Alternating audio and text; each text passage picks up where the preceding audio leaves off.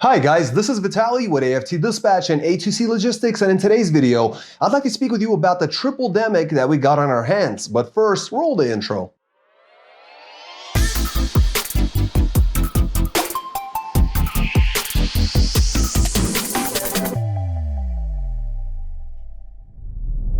Welcome back. Before we get started, I'd like to ask you to please like the video, be sure you subscribe to the channel and hit the notification bell so you never miss a single release of our videos, where every Friday we're talking about something that could benefit you in your trucking businesses, in your trucking careers, as well as cover the loads we've successfully booked for our customers, consisting of leased on owner-operators and carriers operating under their own MC authorities, running under our truck dispatch services. As always, guys, big thank you for all the likes you've provided in all the previous videos. Please do keep them coming, and let's talk about this triple demic and how it might affect the trucking industry moving forward. Now, the reason I'm making this video, guys, is because I've actually been sick since pretty much the beginning of the year. It really was something else. I took the COVID test, came out negative, and but you know, I will tell you, this was something else. It felt like nothing that I felt before. Definitely made me wonder what's going on out there. And if you look at the news cycles, they're talking about, places like New York State, New York City really being flattened out. Everyone's sick. I'm hearing from truckers. I'm hearing from news articles, and I'm hearing from friends and relatives from other states and other cities. They're all talking about the same thing, and everyone's experiencing the same exact symptoms. It's really beating people up. So it made me really wonder what would happen this time around to the trucking industry, especially considering, for example, on the consumer side, when inflation kicked in with COVID, prices went up, they really kind of stabilized and never really went down. That became our brand new baseline. So it makes me wonder if we have another go around with something like this or something similar that we saw in the past, that we experienced in the past, really the prices for things, for your everyday, groceries, items, and whatnot, would begin from that brand new baseline, and it will only come up from there, ultimately making inflation a lot more prevalent, a lot worse, and your daily living expenses, just the cost of living, even more atrociously high and expensive. So I thought I'd make this video. I think this is going to be an interesting one, because it is something that's on everyone's mind in the winter season, especially right now with all the snow on the road, slow traffic. We're really having a hard time getting the freight from point A to point B because of all the restrictions and all the snow on the road, ice, sleet, all the issues. And so income is decreasing because the number of miles is decreasing, the speeds are slowing down. And so I wanted to look at some of the potential impacts, because we do have this triple demic, and by triple demic, I'm talking about cases on the rise for not only COVID, but also RSV and the flu. So that's right, the flu is back this year. As you guys might remember, COVID kind of healed or cured the common cold, the flu, and many other illnesses. Now, of course, I'm only joking, but what they are finding is that COVID cases are on a major increase. There are indicators that are higher than last year, and RSV cases are also increasing, but they're especially increasing with the elderly. So definitely watch out for your aging parents and other relatives. But the potential impacts for the trucking industry are looking like there would be increased absenteeism and slowing down operations and delivery times. And the same thing comes with winter storms and things like that. Some of the winter storms that we're experiencing right now, this would be even more so. We're looking at ports and delays at different shipping hubs, and this could lead to delays in loading and unloading freight, and again, cut into your hours of service. So we could see an increase in demand for PPE like gloves and masks, not only for you to use and be required to use these things when you're approaching people or approaching warehouses or the staff, but also shipments of PPE gear of different sorts. We're talking about shifting consumer behavior, because what did we see during COVID? A lot more online orders. Amazon went through the roof. Walmart online orders went through the roof. A lot more services and companies started to offer services that they would bring you would order online, your grocery, stuff like that, and put it in bags, you cover the expense, pay it with your credit card or whatnot, and then bring it to your car. So I think a lot more of the same would come up, right? And there would be some possible economic uncertainty, specifically from business and investor side, by slowing down the investments in the transport sector, which is never a good thing for us. So that could also show up with something like this, a resurgence of COVID, RSV, and the flu. We could see a resurgence of enhanced safety protocols at ports, hubs, and warehouses. And as we've talked about just a second ago, that is a real concern, because sometimes if you don't have what you need, they may not even let you in the back. And so you definitely want to keep that stuff, on board in your truck. Make sure that you have it available. Some gloves, some masks as a very basic minimum to be able to, basically start and finish your job and get out of there. There will probably be more work from home. We did see a lot of that. During COVID, a lot of folks were working from home. That stretched out for some time. Now it is normalizing now. At least part of the time people are working in an office. A lot of companies are having full time back at the office. But if we have this resurgence at the rate that they're seeing now from major hospitals, then I would think that work from home would definitely come back stronger than ever.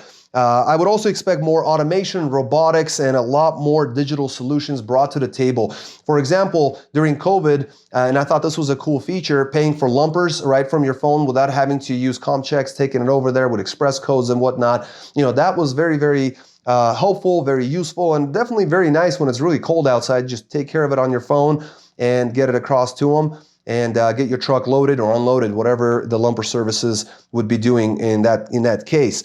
And finally, there'd be workforce shortages, because sick people lead to workforce shortages, and I think that's what would push more of the robotics side of things. And finally, more sick drivers on the road with fatigue and impaired judgment. You all know how it feels when you're sick. You're kind of slowed down. You're not really paying attention. You're not really feeling good, especially with high fever and things like that. So, guys, I would love to hear from you guys in the comment section below.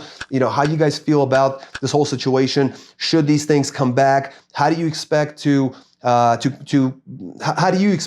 carry yourself in that? Are you going to work through it, or do you plan to just park the truck, go home, lock the doors and windows, and basically watch the news for updates, or do you plan to just push through it?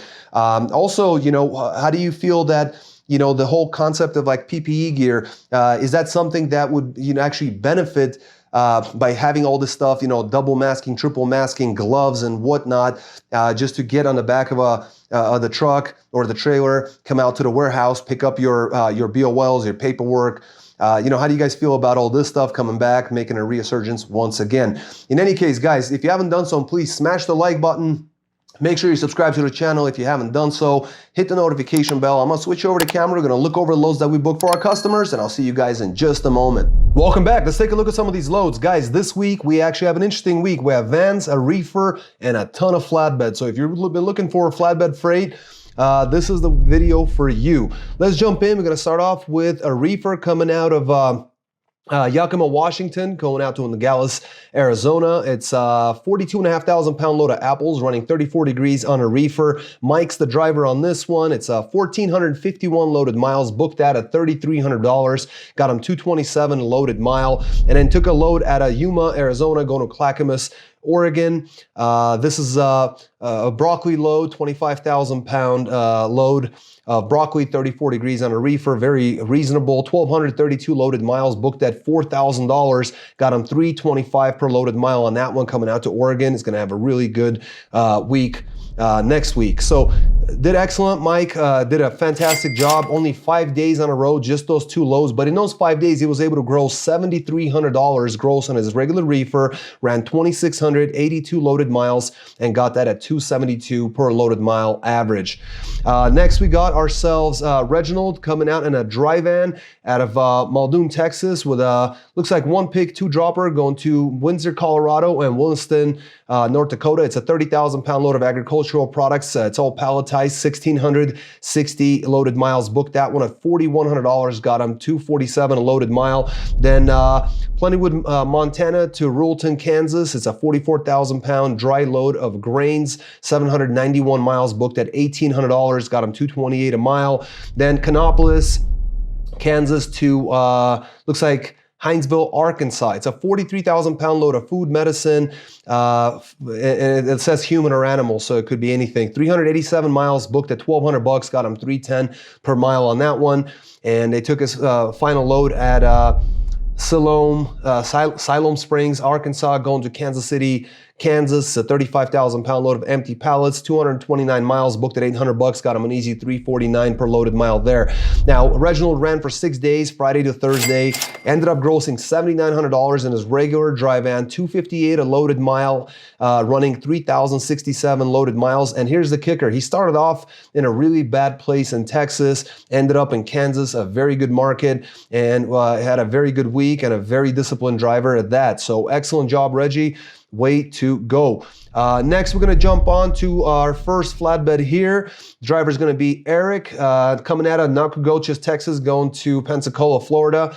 It's a 19,000 pound load of transformers, chains and straps were required, had him on board, 537 miles, booked at 1226, got him 228 a mile. Then out of Bruton, Alabama, going to Moshin, Tennessee, with a 46,500 pound load of appliances, all palletized, strap and go type of freight, 505 miles, booked at 1150, got him 228 a mile once again. Then took his last load out of Pulaski, Virginia, to Sparks, Nevada. It's a 47,500 pound load of construction materials, again, palletized freight. Tarping was required. They do tarp, so fantastic. It's a longer run, 2,485 loaded miles, booked out at 5,790, got him 233 a mile on a ton of miles coming out to Nevada. Ran Tuesday to Tuesday, ended up grossing an amazing $8,166 in gross. My hat's off to you, Eric. Excellent job. Ran 3,527 loaded miles at an average of 232 per loaded mile average. Excellent job. Next, we got ourselves another flatbed. Driver on this one's going to be Eddie, coming out of Texarkana, Texas, going to Avenal, California, with a 27,200 pound load of activated carbon. 4-foot tarps were required. 1,667 loaded miles, booked at $4,011. Got him 241 a loaded mile. Then Huron, California, coming out to City of Industry, California. It's a quick run there. 48,000 pound load of tomato paste, another palletized load. 211 miles, booked at $850. Got him 403 a loaded mile there. Then Compton, California to Douglas, Arizona, with another light load, 19,000 pounds of pistons, another strap and go load, 606 loaded miles, booked at $1,699. Got him 280 per loaded mile. Then Sherita, Arizona to Las Vegas, Nevada as his last run, 48,000 pound load of pool equipment. Our tarping was required on this one, took care of that. 433 miles, booked at $975, got him 2.25 on that one. Excellent job. Eddie ran Friday to Friday, grossed $7,535 gross, regular, solo, flatbed, 48-footer, 2,917 loaded miles, booked at 258 per loaded mile average there. Excellent job. Next, let's take a look. What do we got? Next, we got ourselves, this is a real interesting one, actually. Michael's the driver on this one. Webster City, Iowa, going to Caldwell, Idaho, so the dry van load. 40,000 pound load of tires and wheels, 1,439 loaded miles, booked at $3,600, got him 250 on the dot. Then Nampa, Idaho to Lebanon, Kentucky, with a 43,000 pound load of palletized turf seed. That's 1,961 loaded miles, booked at $3,800, got him $1.94 on that one. Did an excellent job, ran for 6 days from Friday to Thursday, ended up running 3,400 miles on the dot, grossed an amazing $7,400 in just 6 days on the road, and ran an average of 218 per loaded mile. And here's the kicker. The entire trip, the entire time, he only had 30 miles of deadhead. So excellent job. My hat's off to you guys, both Dispatch as well as Michael. And let's take a look at the last one for the list. It's going to be a flatbed. Norman is the driver on this one. Annandale, Minnesota, going to Wendell, North Carolina. 8,500 pound load of electric parts. It was just one piece, very light load, especially for a flatbed.